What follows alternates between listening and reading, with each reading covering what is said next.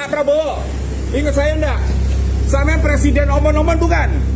Terdakwa korupsi 20 miliar ngaku dipakai buat kampanye presiden. Tantang kejaksaan dan bilang berani panggil Pak Prabowo nggak? Ini Gus Yazid atau ini cerminan Indonesia?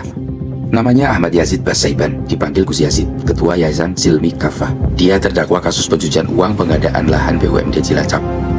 Total proyeknya 237 miliar. Sidang 3 Juni 2026, dia bikin heboh. Dengan rompi oranye dan borgol, dia bilang ke wartawan, "Saya tim sukses Prabowo.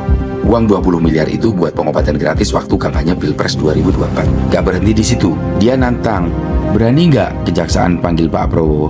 Manggil Bu Sri Mulyani, manggil jenderal-jenderal. Bahkan bilang, Pak Prabowo, ingat saya nggak? Sampean presiden omon-omon bukan, tapi saksi dari TKD Prabowo Gibran Jateng udah bantah di sidang. Dana kampanye itu terpusat lewat tim kampanye nasional.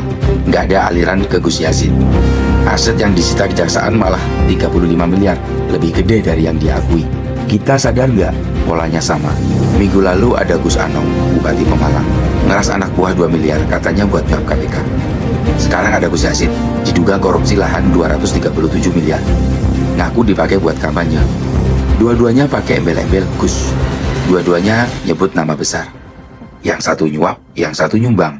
Ujungnya sama, rakyat yang jadi korban. Proyek molor, tanah rakyat digusur, uang pajak hilang. Pertanyaannya, ada apa dengan negara kita?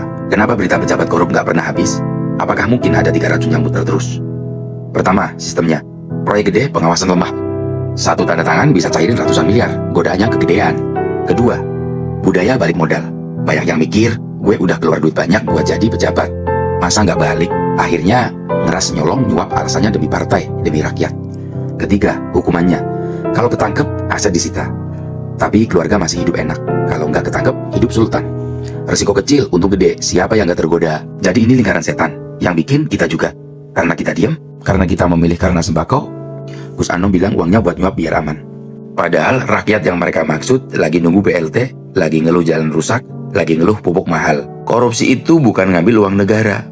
Korupsi itu ngambil masa depan kita dan masa depan anak kita. Menurut kalian, ini kutukan atau emang mentalnya?